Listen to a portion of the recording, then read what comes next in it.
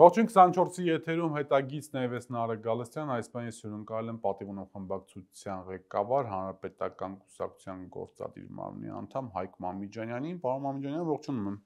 Ես շնորհակալ եմ հրավերս ընդունելու համար։ Եվ այսպես Սերժ Սարգսյանի գրեթե 7 ժամանոց տևած հարցազրույցից հետո բնականաբար եղավ նաև իշխանության արձագանքը։ Նիկոլ Փաշինյանը շաբաթ առավոտյան, ես այսպես քնած էի, արթնացա, այդպես մոտավորապես 10-ի կողմերը արթնացա, տեսա, որ մոտավորապես մի 6-7 արդեն արձագանք է տվել Սերժ Սարգսյանի հարցազրույցին եւ դրանցից մի քանիսը ես առանձնացրել եմ, կուզեմ, որպեսզի մենք հիմա ձեր թույլտվությամբ խոսենք նաև այդ արձագանքների մասին։ Սկսված ուրեմն պատերազմական իրավիճապից, ինչպես կարելի է ուրեմն հոպը կորցնել, ինչու են կորցրել եւ այլն, ու այդ ամբողջ արձագանքների համատիրույթով ինքը առաջարկել է, որպեսզի այնուամենայնիվ Սերժ Սարգսյանը Ռոբերտ Քոչարյանի հետ միասին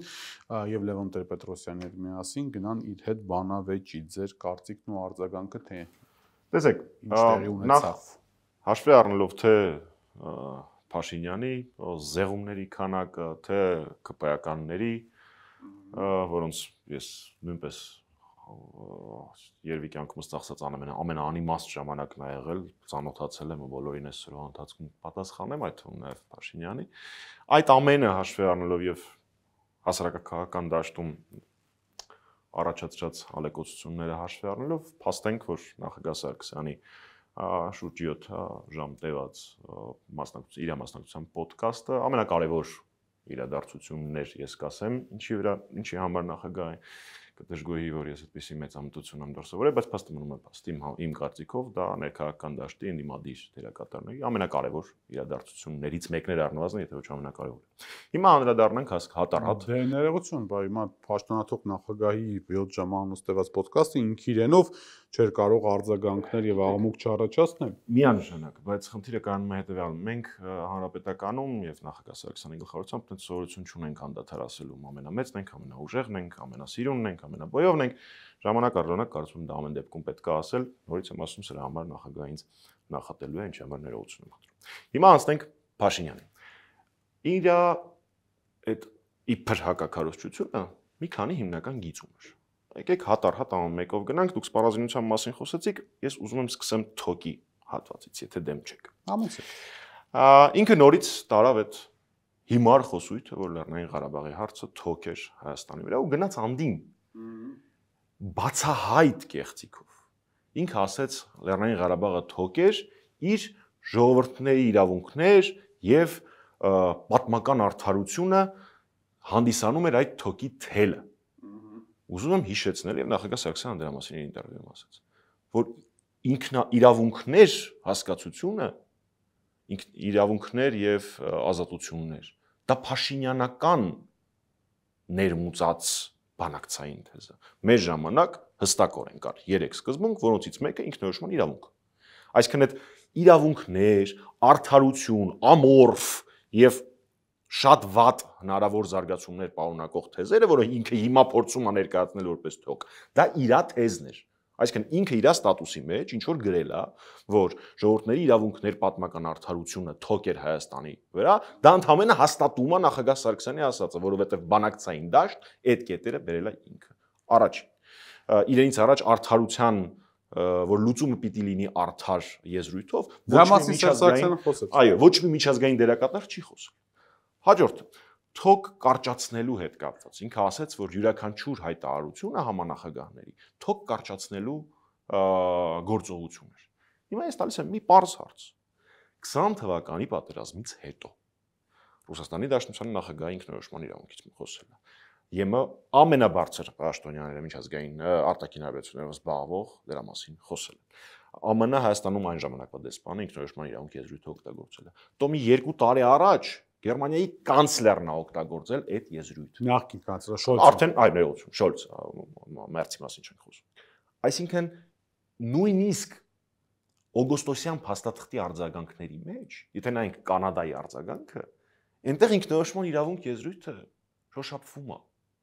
Հիմա այդ ինչ թոք էր, որ նույնիսկ քո զրոյական դրանով զբաղվելու պարագայում այսքան տարի շարունակ այդ կետը շարունակել։ Բայց Պարշինքը ինչ նկատի ունի։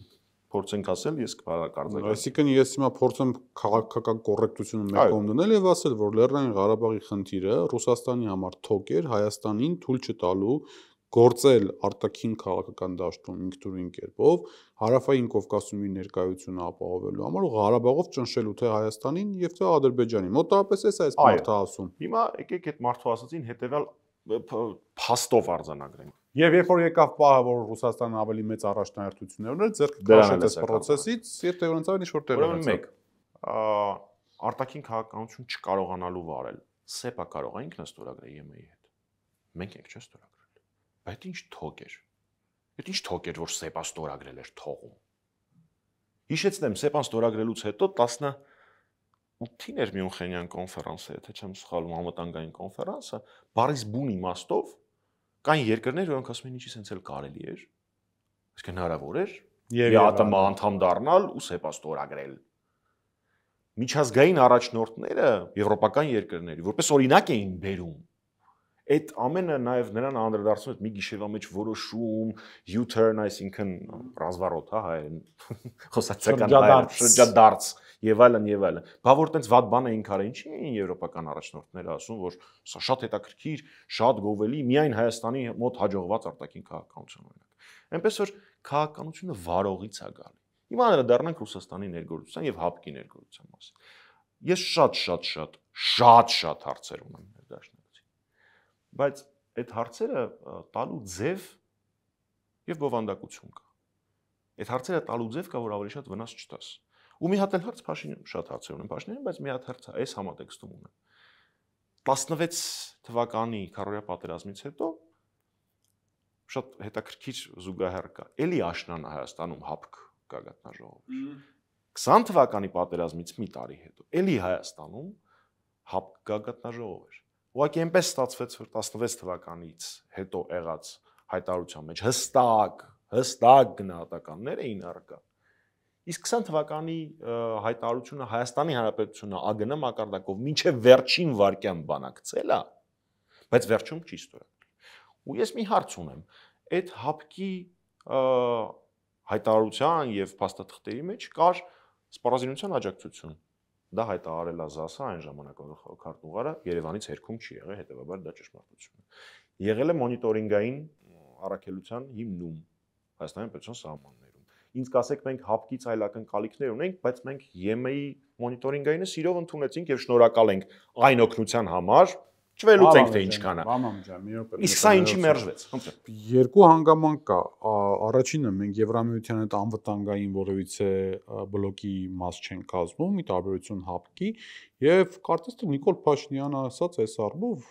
որոշակի զարմանում եմ, որ ես եմ ասում, բայց որոշակի տրամաբանություն ունի։ Ասում է հետեւյալը, որ ՀԱՊԿ մեր սահմանների վրա հարձակվել, Ղարաբաղ չէ, մեր սահմանների վրա 21 թվական, 22 թվական երկու պարագայում էլ ամորֆ եւ անորոշ հայտարարություններ են հնչում։ ՀԱՊԿ-ը Հայաստանի քարտեզը չգիտի եւ չգիտի թե որտեղ է սկսում Հայաստանը, որտեղ է վերջանում Ադրբեջանը։ Արդյոք սա ցինիկ պահվածք չէր այդ կառույցի կողմից, որին պետք էր ինչ-որ արձագանք տրվեր։ Բայց մենք հիմա ուշադրությամբ ենք հասկանում եմ, բայց ես դրան պարտադիր պիտի արձագանքեմ։ Ես բացարձակ չեմ պատրաստվում պաշտպանել ոչ ՀԱՊԿ-ին, ոչ որևէ այլ երկրին։ Այդ բոլոր հարցերը մի 10 անգամ էլ ավելի շատ ես տվել եմ իմ շատ ու շատ գործընկերների, բայց այստեղ հարցը հետեւյալն է։ Մենք Հայաստանում ՀԱՊԿ-ի ղեկավարներ ընտրում ենք։ Չէ։ Մենք ընտրում ենք Հայաստանի Հանրապետության վարչապետին։ Ընտրում ենք ազգային ժողովի մեծամասնություն, որը ընտրում է վարչապետին։ Միակ հարցը, որ դու կարող ես տալ Հայաստանի Հանրապետության կառավարությանը։ Ընկեր, ինչ արեցիր նենց, որ այդ մարդիկ աշխատեն։ Որ այդ դրված իր պատասխանը գտել է, էլի, պարոն Մամեջյան, ասում է այն գլխից ի սկզբանե դատապարտված եղել։ Հիմա մի վարքյան, այդ ի սկզբանե դատապարտված էր, դրա համար էր պիոներական ակտիվություն դրսևորում ՀԱՊԿ-ի այլ պարագաներում։ Իսկ ոնց եղավ որ Հայաստանի պիտի համոզվեր էլի վերջի։ Մի քիչ համաձայն չեմ։ Մեջբերում Նիկոլ Փաշինյանից, այսինքն Սերժ Սարգսյանից, որի մեջբերել է Նիկոլ Փաշինյանը։ Եվ դա ի ապացույց կամ հիմնավորում իմ ասացին, որ ի սկզբանե հարցը բան էր, խաղը ծախված էր եւ մարզիչը կամ բանը դատավորը առնված էր, հա, սուդյան ինչպես ասում են։ 2018 թվականի ապրիլի 17-ի խոսքից հաջորդ դասն այն է, որ մենք շատ երկար ժամանակ պետք է ամենամեծ ուշադրությունը դարձնենք մեր զինված ուժերի բարեփոխման, նոր սպառազինություն ձեռքբերմանը, սեփական սպառազինությունների արտադրումին, ամենակարևորը հայկական զինվորի ու սպայի ոգի միշտ բարձր պահելու, առօրյայում նրա կենցաղային խնդիրը լուծելու եւ այլն եւ այլն։ Հարց է տալիս, ասում է, դու ճիշտ էր, ապա 2018 թվականից այդ ամեն ինչը կար, 18 թվականից առաջ ինչի դա չի արվել, 10 տարի նախագահ ես երկրի եղել։ Նախ ինքը չի հասկանում, որ դա անդադար գնացող process է, մեկ։ Եվ այն ինչ որ նախագահը արձանագրում էր, ոչ թե ասում էր, որ վայ հենց այս բայից սկսելու ենք անել, այլ շարունակելու ենք դա անել։ Բայց ձեր թույլտվությամբ մի քանի արձանագրում։ Մինչև հիմա այսքան ժամանակ անցել 44 օրյա պատերազմից։ Մի հոգի զինվորական ասել է, որ մենք ունեցել ենք սպառազինության խնդիր։ Ոչ թե տեսակների, բարձրավուն չես կարող Ադրբեջանից սպառազինությամբ մրցել քանակությամբ, բայց դրված մարտական խնդիրների լուծման համար։ Ես զինվորական գործի մասնագետ չեմ, բայց այո, իմ արձագանքներից հավաքված էներ կամ հիմնական բաներից մեկը, որ Հայաստանը, ընդ որում դա երևի թե նաև Նիկոլ Փաշինյանի պրոբլեմներ, ոչ միայն Սերժ Սարգսյանի, որ Հայաստանը պատրաստ չէր հակաօդային պաշտպանության։ Հակաօդային պաշտպանության մեր համակարգերի շուրջ 50%-ը առաջին, ես ասեմ օրերին, բայց դուք հասկացեք օրը վերացվել էր թշնամու կողմից։ Ինչի համար, իմանալով, որ պատերազմը սկսելու է հաջորդ առավոտյան։ Չի իրականացվել, ընդ որում բան հորինել պետք չէր, այդ բոլոր պլանները գրված էին։ Ինչի չի իրականացվել տեղակայման տեղափոխում։ Ես ռազմական մասնագետ չեմ, տերմինները կարող եմ սխալ։ Ինչի են դրանք մնացել նույն տեղերում, որտեղ չպիտի լինեին, երբ որ պատերազմ ա լինում։ Ինչի չի բերվել զորքը այլ պատասխանատվության երրորդ նախագահ խոսեց։ Հիմա ուրիշ հարց էլ տամ։ Այդ որ ասում եք սպառազինության հետ կապված խնդիր։ Նախ նախագահ Սարգսյանը ասեց, որ 1576 սպառազինություն է եկել իր կառավարման ընթացքում։ Սա մեկ, դա ահռելի թիվ է։ Ահռելի։ Այն որ ասում են տոննաներով են զենքը հաշվում, այո, զենքը նաև տոննաներով են հաշվում, որ ռազմական գաղտնիքները ձերպես չհայտնենք։ Հաջորդ կետ։ Ես շատ շնորհակալ եմ, որ մի քիչ ավելի շատ կարող եմ դրա մասին խոսել, ես դրա մասին մինչև այդ ասել էի։ Իսկ ինչի մեր հերահարություն ունեցող զինատեսակները չկիրառվեցին պատերազմի առաջին օրերին,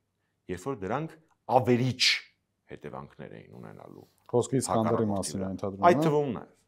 Այսինքն այն տեղերում ու այդ օրերը հստակ ռազմական գործի մասնագետները կարող են նշել, դա պատերազմի ամենաառաջին փուլն է, երբ դրանց կիրառումը բեկումնային նշանակություններ ունենալու, թե իրենց կրած կորուստների զոհերի հակառակորդի մասնախոսքին, եւ թե առհասարակ իրենց պլանների իրագործման տեսանկյունից։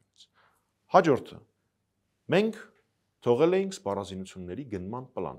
ընդ որում ոչ միայն պլան, այլ նաև պայմանագրեր եւ այդ պայմանագրերի համար անհրաժեշտ գումարները ապահով վարկային պայմանավորվածություններ։ Ստորագրած կնքած ավարտած։ Եկավ, փոխեց մեկ, հոպերի փոխարեն բերեց իր սուերը, որով մենակ սելֆի արեց։ Այդ սուերը չեն ընդ որում հասկացեք ինձ, ես չեմ ասում սունված զինատեսակ ասու ինքնաթիռը։ Այլ բայց առանց մարտագլխիկ ինքը չի կարող կրակել, ինքը վախացնող չի կարող թռնել ու բարձր ձայնով վախացնել, հասկանաք, մարտագլխիկ չկար։ Տուրիստ կարող է տեղափոխի։ Դե, հա, իրանց պես տուրիստներին տանեին, տենց ֆռացնեին հետ բերեին։ Հաջորդը ըստ մեր թողած սպառազինությունների պլանի շուրջ 2000 ԱԹՍ պետք է Հայաստանը ձեռք բերեր, որից 1000-ը պիտի գար մինչև 20 թվականը։ Ընդ որում զգուշացնեմ, հա, Բայրակթարը ադրբեջանական բանակի սպառազինությունների մեջ ներառվել է 19, եթե չեմ սխալվում թվականին, այսինքն կանխատեսելով, որ տենց բաներ են տեղի ունենալու։ Ինչի փոխեցիր։ Ինչի գնացիր ջարդոն հոպերը առար, որը մենք հրաժարվել էինք ընդունել։ Իդեպ 16 թվականին Ադրբեջանը արդեն կիրառում էր անտաճ թռչող։ Այն ժամանակ իսրայելականներ, այո, աշխատում։ Եվ տեսանելի էր տենդենսը, որ գնալու է այդ ուղղությամբ հաջորդ ռազմական գործողությունների։ Հաջորդ տրամաբանությունը շատ էական, շատ էական։ Նույնիսկ պատերազմից հետո ձեռք բերված զինատեսակները համակարգային խնդիր չեն լուծում։ Հոպը հատով չեն հաշվում։ Քանի դիվիզիա է, ինչպես Տիգրան Աբրահամյանն է դրա մասին խոսել վերջերս։ Քանի դիվիզիա հոպ է եկել։ Քանի դիվիզիա տոր է եկել։ որտեվ այդ այն զինատեսակներն են, որոնք դու ոչ միայն պիտի բերես, այլ նաև պիտի ապահովես դրանց ներդաշնակեցումը ու դրանց պաշտպանությունը եւ ստատիկ եւ շարժական պարագայում։ Նոր բերած զինատեսակների պաշտպանությունը ո՞նց է իրականացվելու։ Ավելի մանրամասն չեմ ուզում ասել։ Չգիտեմ, պարոն Մամեջանյան, ես այդ զինատեսակներից առանձնապես բան չեմ հասկանում, իսկ մեծ մասնագետ չդնեմ, բայց դրա փոխարեն մի այլ նորություն տեսա, որ փաստորեն ակազովիցը կարելի է գնալ եւ զինատեսակների ծանոթանալ։ 50 հոգով ուրեմն նամակ եք գրում, էլեկտրոնային փոստի անուն եք գրում, գան եք տալիս, ստորագրություն եք տալիս ու գնում եք տեսնեք թե Հայաստանը ինչ է առել։ Այդ իրադարձություններից հետո այդ իր բան Սլավեսն մոտավորապես ես հիշեցի եմ որ տունը կասկանում եք նա այդ ինքնակազմակերպվեկն է ես անդադար փորձում ուղղում Սլավեսնի պանոս բառակապակցությունը թարգմանել վառային կորլուծություն, հա, խոսքի լուծ։ Այդ խոսքի լուծի ընթացքում իրան միացան նաև այսպես կոչված քաղաքասարակության ներկայացուցիչները, մասնավորապես Դանիել Հովհաննիսյանը, ով դե ամեն ինչի մասնագետ է մեր երկրում, ու ինքը դες մանրամասն սկսեց նկարագրել, թե ինչեր է տեսել։ Հիմա ես մի հատ հարց ունեմ։ Դանիել Հովհաննիսյանը ինչ իրավունքով է այդ ամեն ինչը տեսել։ Բայց հետո այդ հարցից պատասխանը դուս եկա, որովհետև տեսա այդ բանը 50 հոգով հավաքվեք, եկեք նայեք։ Դուք եք կարող եք օգտվել այդ լավ, շնորհակալ եմ, ես ուզում հիշեցնել, որ ես գաղտնիության դոստուպ ունեմ, իմ տեսնել այդքան պրոբլեմատիկ չի։ Հաջորդ հարցը վերացավ, երբ որ ինքը այդ բանը ռոբոտը նկարեց, գցեց իր Facebook-ում, հետո մի 50 հոգի գցեց այդ նույնը Թեմուից եւ այլ բաներից, marketplace-երից, Wildberries-ից։ Հիմա ես մի խնդրանք ունեմ ԿՊ-ականներին, այդ marketplace-երից իրանց մյուս առածները չգցեն Facebook, որտեղ ընդ ասում են շատ վատ բաներ կան, հանգարց դրանք էլ չգցեն, այդ մեկով թո սահմանափակվեն։ Թե սպառազինությունների մասին ինքը ոնց է խոսում, դա խայտարակություն է։ Դուք հասկանում եք, որ բանակի մասին ինքը ինչ է մինչև հիմա ասել։ Այդ բաններ, շունիկներ, որ ինքը բանը արել, տեղադրել է իր Facebook-ում եւ շոր սնունդ։ Մի հատ էլ ահավոր բան կա։ Ուրեմն բանակում թե սննդի ռեֆորմի եւ թե ներքնաշոյերից են իրանք անդադար խոսում, մասնավորապես հենց ներքնաշոյերի, թե բարեփոխումն է սկսել Վիգեն Սարգսյանի ժամանակ այսքան հանրապետականի օրոք, եւ թե դրանց տենդերների մեծ մասը ստորագրվել է մեր օրոք։ Այնպես որ իրանց բանակի ամենակարևոր ձեռքբերումը մեր ժամանակ է սկսվել։ Իրենց կարծիքով ամենակարևոր ձեռքբերումն է ռազմա տեխնիկայի ձեռքբերման դիվերսիֆիկացիան 30 միլիոնի հոբ ջարդոնի տեսքով, որը հիմա քրգործի տակ է, որը ժամանակին մենք չենք ընդունել,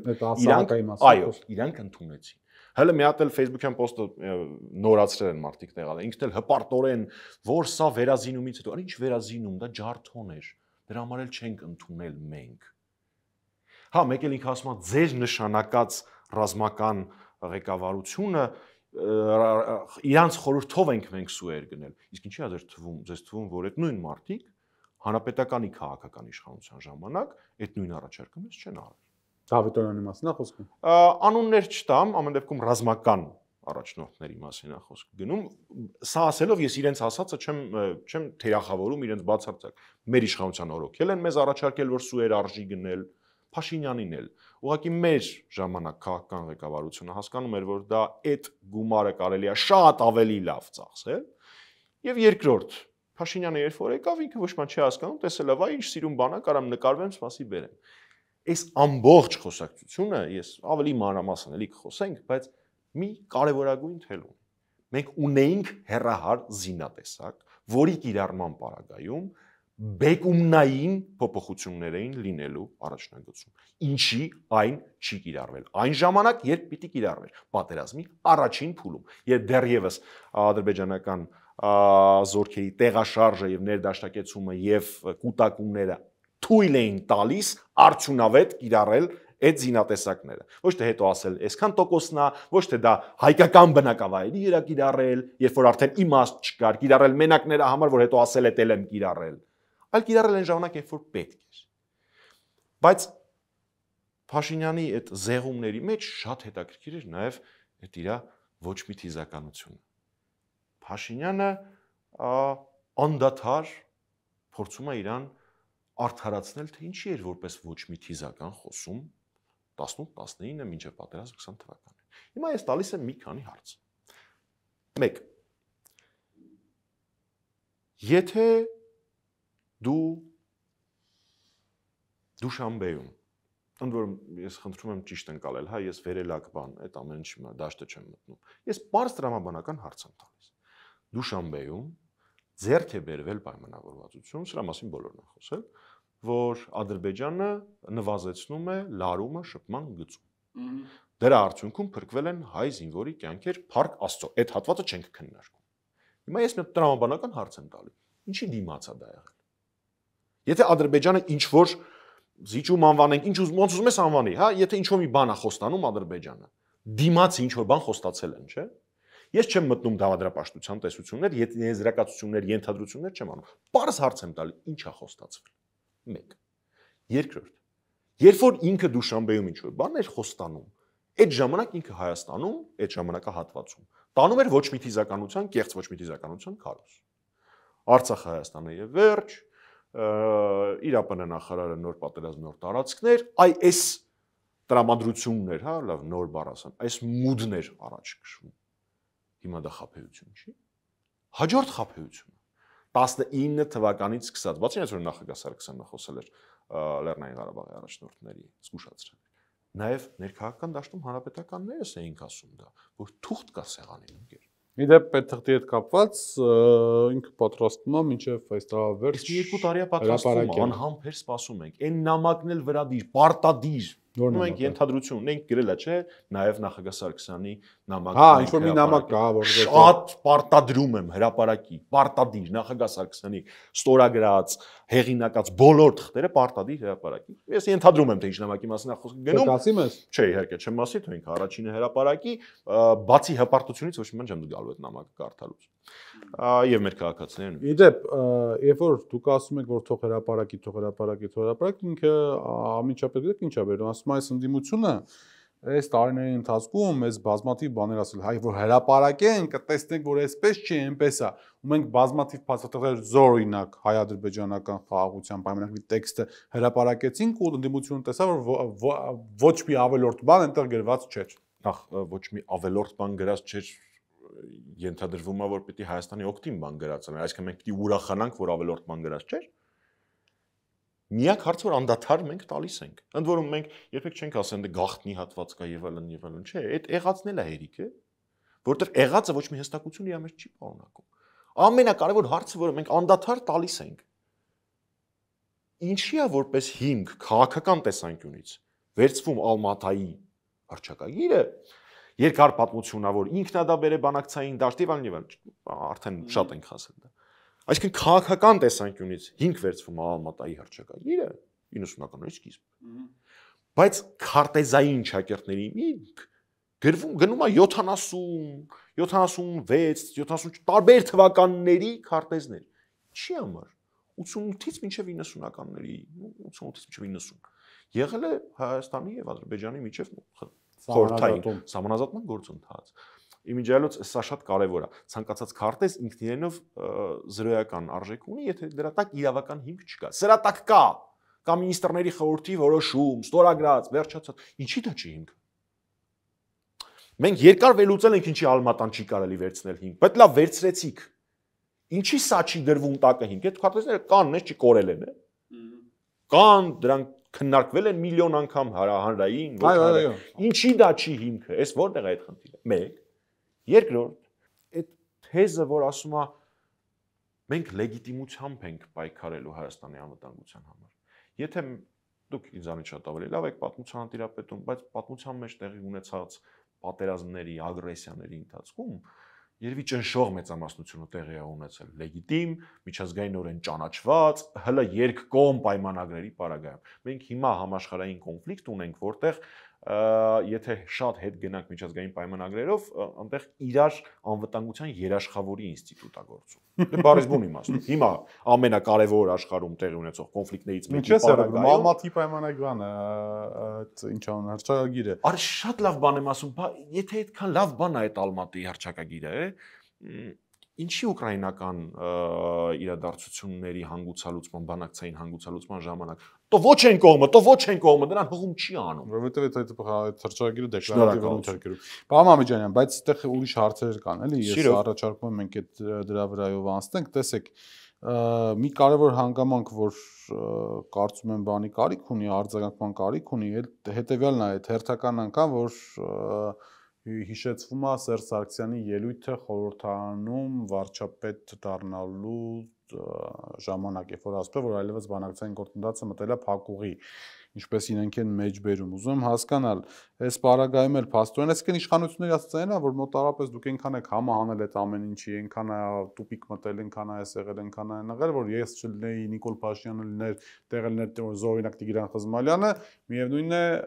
լինելու էր այն, ինչ որ լինելու էր։ Մի տեսակ ժամանոց դող անցավ Տիգրան Խզմալյանը ասելու վրա, բայց լավ կարևոր չի։ You never know, կարող ավելի լավ արդյոք։ Հաշվեսրանից հետ ամենավոր։ Տրամաբանությունը հետևյալն է։ Նախագահ Սարգսյանի երկու խոսք կա, որը ամենաշատն է մանիպուլացվում եւ օգտագործվում։ Դա Կիսելովին տված հարցազրույցի հատվածային մեջբերումն է եւ վարչապետի ընտրության ժամանակ իր ելույթն է Կարեն Բեկայանի հարցերի կերպարված։ Նախ եթե ամբողջական երկուսն էլ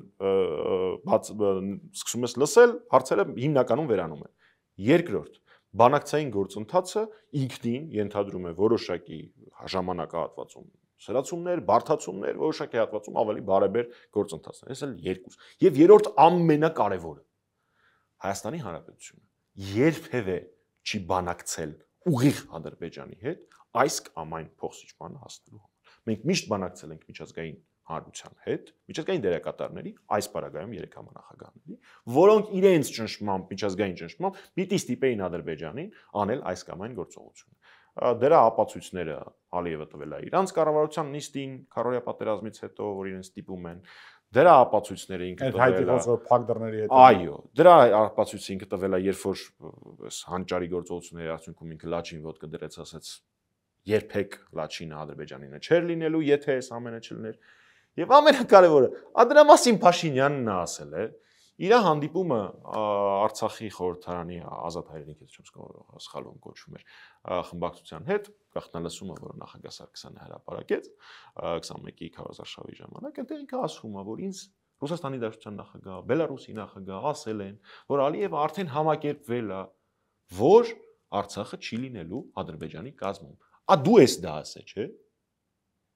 Բայց ինչ ես հեքիաթներ պոմ։ Այդ մեր բանակցային ժառանգությունն էր։ Ավելին ասեմ, մեր բանակցային ժառանգության մասին ինքը խոսել է Կապանի իր ասուլիսի ժամանակ։ Խոսել է, ներկայացրել է, դրա համար հաթաթայաստաց է համանախագահներից, որ տղա ջան, դա մի գաղտնի փաստաթուղթ է, մի հրապարակի։ Ունդեղ գրված էր, որ Լեռնային Ղարաբաղը ունենալու էր միջանկյալ կարգավիճակ, որը ենթադրելու էր իր մասնակցությունը ԵԱՀԿ իրան վերաբերող հարցերին, անդամակցությունը այն կառույցներին, որտեղ չի պահանջվում վերջնական կարգավիճակի ընդունում եւ ընդ որում եկեք հա մի նախադասությամբ ասեմ, միջանկյալ կարգավիճակը եղած կարգավիճակից վատը չի կարող լինել, ըստ սահմանման չի կարող լինել։ Հիմա այսօրվանից հաստատ վատ չէ, այսօրվանից վատը այդ առանձին պատմությունն է։ Այդ շատ կարևոր է դրա մասին խոսել։ Ինքը մի հատ իր բոլոր թեզերն են սրիկայական, բայց այս մեկը խայտարակություն է։ Երբ որ ինքը ասում է, որ եթե ես կանխեի պատերազմը, թոկը ավելի էր կարճանալու։ Սրանից վատ չի կարող լինել, հասկանում եք։ Ինքը ինձ կարա բացատրի կամ որևէ մեկը։ Հիմիկվա իրավիճակից ավելի վատ ինչ էր լինելու։ Բայց ոնց հիմիկվա իրավիճակը իրենք ներկայացնում որպես բացառիկ ձեռքբերում, պարոն ջան։ Գլուխները պատին են տալի, բացառիկ ձեռքբերումը որն է։ Ես մի քանի կետով եմ հարցնում։ Լեռնային Ղարաբաղում կարող է հայեր չլինեին։ Ոնց որ հիմա այդպես է։ Լեռնային Ղարաբաղը կարող է իրենք ճանաչեին Ադրբեջանի կազմում։ Ոնց որ հիմա այդպես է։ Հայաստանի Հանրապետության տարածքներ կարող էին օկուպացվել։ Ոնց որ հիմա այդպես է։ Հայաստանի Հանրապետությունը 0 պահանջներ է ներկայացնում կամ իր շահերը 0 կերպով է ներկայացնում։ Ոնց որ հիմա դա այդպես է։ Եվ մի կետ կա, որը ամենավատն է։ Իր բոլոր երևի ասածներից։ Ուրեմն սեպտեմբերի 19-ից հետո սկսած, սրա մասին ամենաշատը երևի խոսում է Էդվարդ Շարմազանովը, որովհետև ինքը ներկա եղել է։ Այդ հանդիպումից հետո եղած հոկտեմբերի 1990 հետո 20 թվական բոլոր զոհերի համար անձնական պատասխանատվություն է կրում Փաշինյանը, որովհետև ինքը ասել է, որ եթե ինքը այդ ժամանակ կանգնացներ պատերազմը, արդյունքը լինելու էր մոտ նույնը, պարզապես առանց զոհերի։ Պլյուս մինուս էլ օգտագործել Դե այդ պլյուս մինուսը խայտարակություն։ Պարոն Մամեջանյան, շարունակելով, տեսեք, այդ ընթացքում երբ որ Փաշինյանը արագ-արագ ստատուսներ էր գրում, այնտեղ մի հանգամանքի մասին խոսեց, գրեց, որ սահմանազատման արդյունքում մենք պետք է վերադարձենք Արցվաշեն եւ ՀՀ օկուպացված ինքնիշխան տարածքները։ Ու անմիջապես կարծիքս է ձևավորվել համացանցում, նաև փորձագիտական շրջանակներում, որ երբ որ Փաշինյանը խոսում է Արցվաշենի մասին, նշանակում է այսպես կոչված անկլավները Ադրբեջանին վերադարձնելու հարցը մտել է կբան ռեալիզացման փուլ։ Դուք եք այդ կարծիքին։ Տեսեք, Ադրբեջանը ինչ որ որոշի, դա էլ կմտնի բանակցությունների օրակարգ։ Օրեր առաջ ուղղակի Հայաստանի ներքաղաքական դաշտը վերջերս այնքան ալեկոծ էր, հաշվի առնելով բոլոր իրադարձությունները, որ Ադրբեջանից Բայրամովի ինտերվյուն մի տեսակ անուշադրության մատնեց։ Ուրեմն Բայրամովը ինչ է ասել, մի քանի կետեր։ Ինքը ասաց, որ Փաշինյանը 18 թվականին խոստացել է լուծել հակամարտությունը։ Այս համադրենք Դուշանբեի խոստման իմ բաց հարցի հետ։ Երկրորդ, 19 թվականին ինքը ասել է, որ չի կարող լուծել, որովհետև եթե գնա փոխզիջումների, իրեն կսպանեն։ Սա լինում է արդեն երկրորդ անգամ, որ մենք ակնհայտ հրապարակային հայտարարություն ունենք, մի դեպքում Փաշինյանի կողմից, մյուս դեպքում Բայրամովի, որը այսօր չի հերքվել, արդեն մի քանի օր անցել է։ Մի դեպքում Փաշինյանը ասում է, եթե ես պատերազմը կանգնացնեի, ինձ դավաճան կկարգեին, ջհանդամը գեորա կարգեին։ Երկրորդը 19-ին ինքը ասել է, եթե ես լուծեի, ինձ կսպանեն։ Դե հիմա նույն նախադասությունը ստեղ չկրկնեմ, բայց իմաստը մոտ նույն։ Այսինքն երկու անգամ իր քաղաքական կամ ֆիզիկական մաշկի համար ինքը տարել է արկածախնդրության եւ զոհերի մեր ժողովուրդը։ Հիմա թե ինչ օրակարգային հարց է բերելու Ադրբեջանը, ես չգիտեմ, բայց ես նաեւ կանխատեսում եմ հետեւյալը։ Փաշինյանը ասում է Հայաստանի Հանրապետության սուվերեն տարածքները ազատագրվելու են եւ այլն։ Կոնկրետ Արցախի մասին քննարկում չսկսեմ, ծավալել, որտեղ չգիտեմ Արցախը ոնց է ինքը անելու։ Բայց ինքը գնալու է Տավուշյան սցենարով։ Հանձնելու է ինչ որ հանձնում է։ Ու ասի դա ի սկզբանե Հայաստան չէր։ Ինքը ոնց արեց Տավուշում։ 4 գյուղ հանձնեց, այլ մարդիկ սեփականության վկայական ունեն Հայաստանի գերբով, հասկանում եք։ Ասես դա Հայաստան չէ, չեք ուզում ինձ։ Դա երբեք մերը չի եղել։ Նույն լոգիկան է գնալու։ Դուք հասկանում եք, որ ընդ որում ընդդիմությունը չի ասում, լրատվականներն են ասում։ Ջերմուկում օկուպացված տարածքներում ամրություններ են կառուցում Ադրբեջանցիները, ասում են կառուցում։ Ամրություններ եւ ենթակառուցվածք ապահովելու համար իրանց դիրքերը։ Գիտեմ որ հիշեցնենք այն դիրքերները, որպեսզի սոված մնային, թողնեին գնային։ Հա, դե չեմ էլ բանանում էլի դե ինչ անեմ։ Դա եթե չեմ սխալվում գշպետներ չէ ասել։ Ու միջև հիմա ինքն է չէ գշպետ։ Դե։ Ուղղակի ինքն շուշուտ էր գշպետեր փոխում, ես չեմ հիշում էլի, որ մեկն է ասել, բայց ասել եմ նա։ Հիմա մի sense բան էլ է ժամանակ է անելու։ Կոնկրետ քանի որ Արցվաշենի անունը տվել է, ենթադրում եմ, որ իր face saving, այսինքն դեմք փրկելը, ինքը կառուցելու է Արցվաշենով։ Բայց տարածքները ահռելի քանակությամբ տարածքներ Ադրբեջանը Արցվաշենը տալու Հայաստանը։ Ես չգիտեմ ոնց է գնալու։ Ես իր ստի անատոմիան եմ վերլուծում։ Քանի որ ասում է Արցվաշենը եւ մնացած տարածքներ, ես ենթադրում եմ, որ իր դեմք փրկելու դրամաբանությունը գնալու է Արցվաշենը մենակ տվեք, որովհետեւ խոսք եմ տվել, մնաց ինչ ուզում եք արեք, վարեք, ցանեք եւ այլն։ Ընդ որում ես շատ խնդրում եմ, որ մեր հեռուստատիտողները ճիշտ հասկանան։ Շփման գիծը հետագայում նաև սահմանը դա պարզապես այս բլուրը ինձ, այս բլուրը քեզ, այս բլուրը ինձ, այս բլուրը քեզ չի։ Կան դեպքեր, որ այսինչ ձորը այդքան էլ էական չի, որովհետև փոխարենը կա մի հատ բլուր, որը գերիշխող դիրք ունի եւ հետագայում ռազմավարական տեսանկյունից շատ ավելի մեծ առավելություն կտա։ Այդ ջերմուկում այ հենց տենց կորուստներ ենք ունեցել։ Տավուշում էլ ենք տենց կորուստներ ունեցել, ուղղակի առանց կրակոցի։ Ինչի առանց կրակոցի, որովհետև Տավուշում մեր ամենաուժեղ պաշտպանական գիծները, որը բնականաբար Ադրբեջանը առաջինը քանդեց սահմանազատում կոչվող բլեֆի համատեքստում։ Հասկանում եք, մենակ այս երկու ապացույցը, որ ինքը մի անգամ իբր ինձ կսպանեին, երկրորդ անգամ դավաճան չնայելու համար մատաղ է տարել մեր տղերքին, հասկանում եք, հազարներով։ Պատկերացնում եք ինչքան զոհ ենք ունեցել մենք հոկտեմբերի 19-ից հետո։ Կարող է ես էի ասում Արցախ Հայաստանը եւ վերջ։ Այդ ո՞նց է ստացվում, որ դու պարզվում է 18-19 բանակցել ես ինչ որ բաներ ես խոստացել, բանա որ գրա որ չգիտեմ։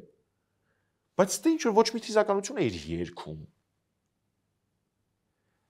Ճիշտ հասկացեք, 19 թվականի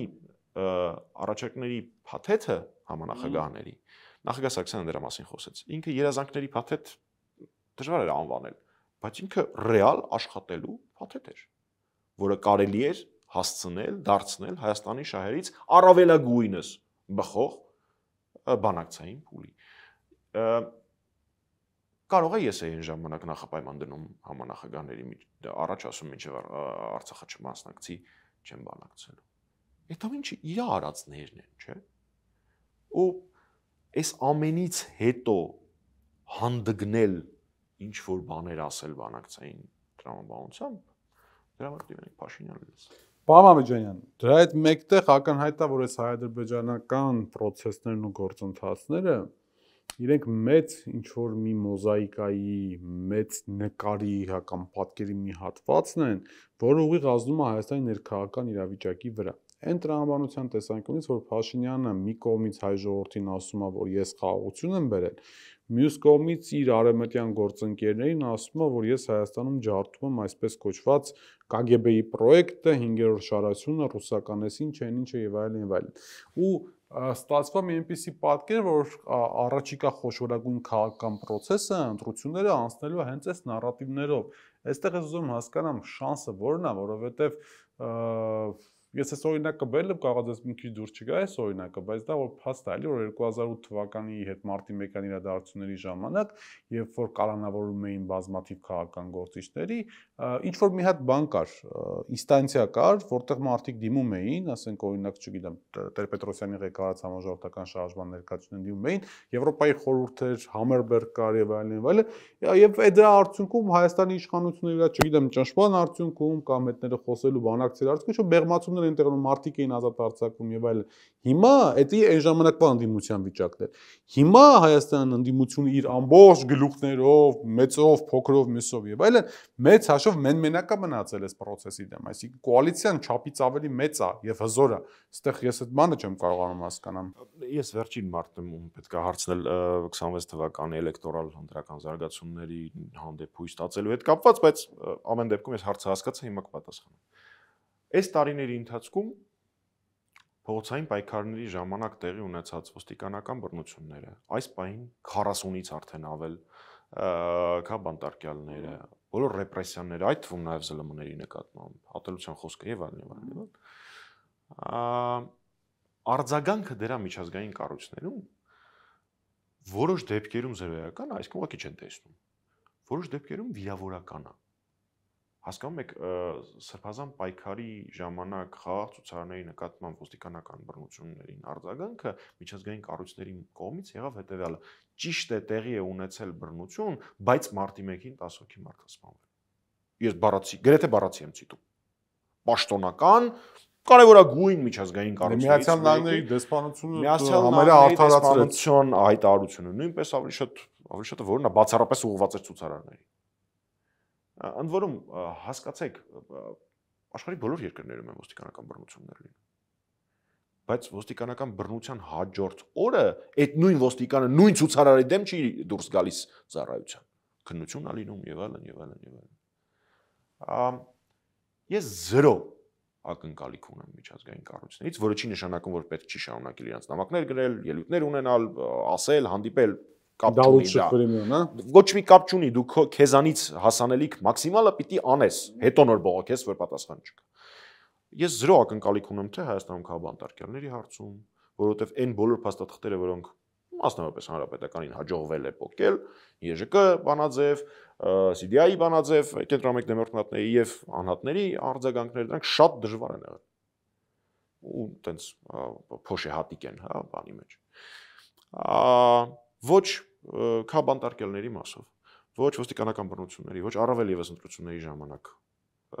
խախտումների մասով ես 0 ակնկալիք ունեմ, որովհետեւ 21-ի ընտրությունների ժամանակ ես երևի հանդիպել եմ կամ ես կամ ընկերներս հանդիպել ենք միջազգային բոլոր դիտորդական առաքելություն իրականացնող անձանց խմբերի հետ։ մեր նշած փաստարկված հիմքերի զերոյական արձագանք է եղել, անդրադարձ է եղել իրենց փաստաթղթերում։ Զուգահեռի համար ասեմ, որ երբ նախագահ Սարգսյանը տեխնացու էր տարբեր ընտրությունների ժամանակ, երբ իր շարասյունը գործող նախագահի կամ գործող վարչապետի, նայած որ թվականի դրության մասն ենք խոսում, մարզային քարոզչական այցերի ժամանակ 1 կամ 2 մեքենայով ավելանում էր, ես չափազանցություն չեմ ասում, սա հրապարակային ասվել։ 1 կամ 2 մեքենայով ավելանում էր։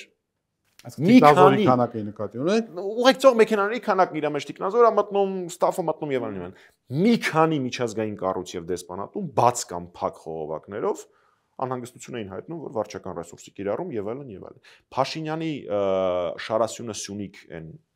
Սյունյաց ողջունների կարևորագույն իր ամբողջ կյանքի իր ականջի մեջ անդադար հնչող այդ այցի ժամանակ եղել է, ես նստեցի հաշվեցի 100 մեքենա։ Ինչ հետաքրքրում է շարասյանի մեջ ով ինչ էր, փաստացի շարասյունը 100 մեքենա էր։ Հիմա չէ, ես ոչ մի ակնկալիք այդտեղ չունեմ։ Նաև հասկանում եք, ես ակնկալիքներ չունեմ նաև ձեր նշած պատճառով, որովհետև հիմա Եվրոպայում տարբեր երկրներում տեղի ունեցող ներքաղաքական ընտրական գործընթացները որակվում են որպես արտաքին ազդեցություն, մասնավորապես ռուսական։ Ու ակնհայտ է, որ Փաշինյանը հիմիկվանից հող է նախապատրաստում, որ ընտրություններից առաջ ում ձերբակալի, որ լրատվականը փակի, որ կուսակցությունը փակի, որ կուսակցությանը արգելի մասնակցել ընտրություններին, դեսը դնել է Իրանը, ինչ խնդիր չկա էլի այդտեղ։ Այդ ամենը փաթեթավորվելու է, հա, մենք պաշտպանում ենք Հայաստանի ներքաղաքական դաշտը արտաքին ազդեցությունից։ Այո, սա ակնհայտ process է եւ քաղաքական դաշտի բոլոր դերակատարները դա պիտի գիտակցեն եւ իրենց հաշվարկներում ունենան։ Հենց դա է պատճառը, որ մենք ցանկանում ենք օր առաջ ազատվել Փաշինյանից։ Գիտեք, այս արձագանքների մեջ մի քանի արձագանք էլ կար, որոնց կուզենայի ես անդրադառնալ։ Եղան կարճ հաշվի առնվելն հանգամանքով կենտրոնական աշխարհի որոշ ներկայացուցիչներ, որոնք հանդգնեցին, չկարողանալով բովանդակային բանավեճ տանել, փորձել վիրավորել նախագահ Սարգսյանին, իմ լավ ընկեր Արմեն Աշոտյանին եւ մյուս հանրապետական մեր գործընկերներին։ Ուրեմն, գիտեք, բնականաբար մեկին 10 պատասխան ստացան, դա չի էական, բայց այդտեղ մեծ տարբերություն կա։ Իրանք երբ որ մեզ վիրավորում են այն պատճառով, որ բովանդակային խոսել չեն կարող։ Մենք մեր ցանկացած ասածը դա վիրավորանք չի։ Ցանկացած ասածը մենք բացատրում ենք։ Դու դավաճան ես, որովհետև էսպես։ Դու անուղեղ ես, որովհետև էսպես։ Էս մեկ։ Երկրորդը զարմանալի չի, որ լիքը մարդ շատ է իրար խառնվելու օրվա մեջ մի քանի ստատուս ա գրել, որովհետև ակնհայտ գտել է Իրան նախագահ Սարգսյանի ասած արցախցիներին չկռվելու մեջ մեղադրողը շանտաղ է նախադասության մեջ։ Ճիշտ է արել, որ գտել է, հենց Իրան էլ ուղղված էր այդ թվում։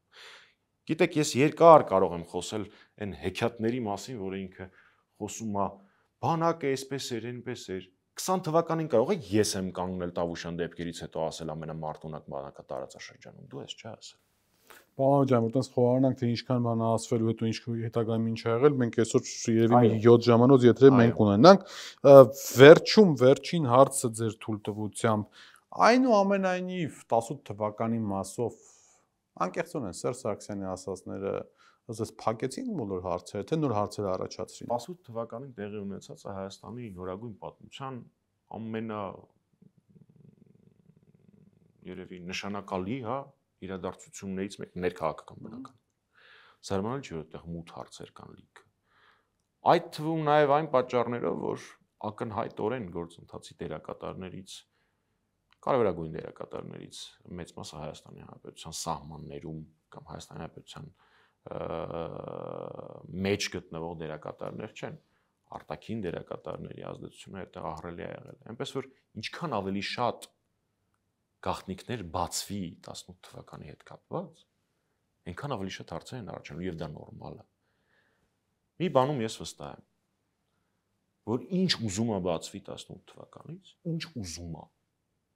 որ կողմը ուզում է ընդ որում բացահայտի, վարժեցնողները, վարժեցվողները, կողքից օգտվողները, ով ուզում է։ Ես իմ թիմի ղեկավարի որևէ արարքի համար ամաչելու չեմ ունենում, ու այդպես նույնը կարող է ասել նաև ցանկացած հանրապետական։ Հիմա մենք ստի արշավի մեջ ենք։ հասկանում եք, ինքը ասում է բանակը կրճատում եմ, բայց կողքից հավաքներն է շատացնում։ Էլի մարդկանց խափում է, այսինքն ես հասկանում եմ այն բանը, որ մայրը, ում երեխան 17 տարեկան, նա տունը նստած երբ որ նայում է, ասում է բանակը դառնալու է 1.5 տարի, անկախ ինչքան հայրենասեր ինքը ուզում է ալնի, պարզա սրտի, մոր սրտի ինչ որ անկյունում կես տարի շուտ կգա տղես։ Բայց ամուսինը հավաքի կմասնակցի ու ոչ թե գնաք սովորի կամ կվերհիշի իր ծառայության ժամանակ սովորածները, այլ կգնա առաջնագից, որովհետև Փաշինյանին պետք է այդ վերնագիրը, բայց ինքը իրականում քանի որ մարդականակի խնդիր ունի, դա կլրացնի բանակի հավաքների հարցով։ Եվ գիտեք, շատ են այդ հարցը տալիս, թե ինչպես էս ամենը ավարտվի, ոնց անենք, որ էս ամենը չավարտվի, որովհետև Փաշինյանի հետ մրցել հնարավոր չի, հասկանում եք, ինքը բացին այդ մենք քննարկում ենք, որ ինքը հիմիկվա գործողությունները, հա, ներքաղաքական մարդկանց, ընդդիմադիր մարդկանց պայքարը փորձում է ներկայացնել որպես ագենտներ եւ այլն եւ այլն։ Այդ հենց ինքը անցյալն է փորձում ներկայացնել KGB-ի ագենտներ, ինքը առհասարակ ասում է Ղարաբաղյան հակամարտությունը, հավանական խնդիրը KGB-ի ներմուծած, եսի ինչա, նախագահը պատմեց 60-ականներին տեղի ունեցած երեխայի սպանության արձագանքը, պատմեց թե ինչպես էր փոխվում համամասնությունը, այսինքն այդտեղ KGB-ի ինչ բան, դա գոյաբանական, գոյամարտ էր, ինչպես իրան ճիշտ անվանել են։ Գիտեք, երևի բոլոր խնդիրները ավելի պակաս սուր կարտահայտվեն, երբ օրինակ ներընդդիմադիր դաշտում մենք չտեսնենք, որ նախագահ Քոչարյանի հետ ասոցացվող լրատվականներից որևէ մեկում ես չտեսա նախագահ Սարգսյանի ինտերվյուի ընթացքում հնչեցրած փաստերը։ Ես տեսնում եմ Նիկոլ Փաշինյանի ասուլիսների անդրադարձները, բայց նախագահ Սարգսյանի ոդկասթի անդրադարձները։ Ձեր թիմերի միջև հակամարտություն նորություն չի պարունակում։ Հայելային կարող եմ բացել նայել այն լրատվականները, որոնք ընկալվում են, չգիտեմ ինչի, մեր հետ առնչվող ու այնտեղ նախագահ Քոչարյանի երեկվա հարցազրույցը կա, այնտեղ նրա հատվածներ կան եւ այլն։ Որպես, չգիտեմ, ամփոփում կլինի թե չի լինի, հաստատ ժամանակը շատ կարճ։ Վաղը սկսում է Քարորյան։ Քարորյանում ներառված է Ռուբեն Ռուբինյանի եւ Գեգամ Նազարյանի հունվարի 27-ը բոլոր պատերազմների զոհվածների հիշատակի օր հայտարարելու մասին։ Առաջին հայացքից շատ դժվար է դրա մասին խոսել։ Եվ իմ խորին համոզմունքով ամեն օրն է շնորհակալության օր է տղերքին, որտեղ իրանք ավելին են արել, քան մենք երբևէ կանենք։ Բայց նույնիսկ այստեղ արվում է հետևյալ բանը։ Ինչի համար։ Հենց հունվարի 27։ Որպեսզի հանգարց սեպտեմբերի 27-ը, սեպտեմբերի 19-ը, նոյեմբերի 9-ը չհիշվի ասոցիացիաներ չգնան, որ նոյեմբերի 9-ին մեր ընկած հերոսների հիշատակի օրն է, կամ սեպտեմբերի 27-ին մեր ընկած հերոսների հիշատակի օրն է, որտեղ հաջորդ հարցը առաջանալու է, ով էր այդ ամենի մեղավորը, ու դրա համար ընտրվում է նեյտրալ օր, որ նույնիսկ այդ մակարդակում կարողանան իրանցից քննարկումները հեռու տանեն։ Խնդրում եմ, շատ եմ խնդրում, մոտենալ բոլոր ինֆորմացիոն հոսքերին քննադատաբար եւ խոհեմաբար։ Այդ պարագայում Փաշինյանը հաստատ շանս չունի։ Շնորհակալ եմ շատ։ Հրավեր ես ընդունելու հետաքրքիր զրույցի համար։ Իմ հյուրն էր խորհրդանի պատիվունեմ խմբակցության ղեկավար, Հանրապետականի գործադիր մարմնի անդամ Հայկ Մամիջյանը։ Մնացեք խաղաղությամբ, կհանդիպենք։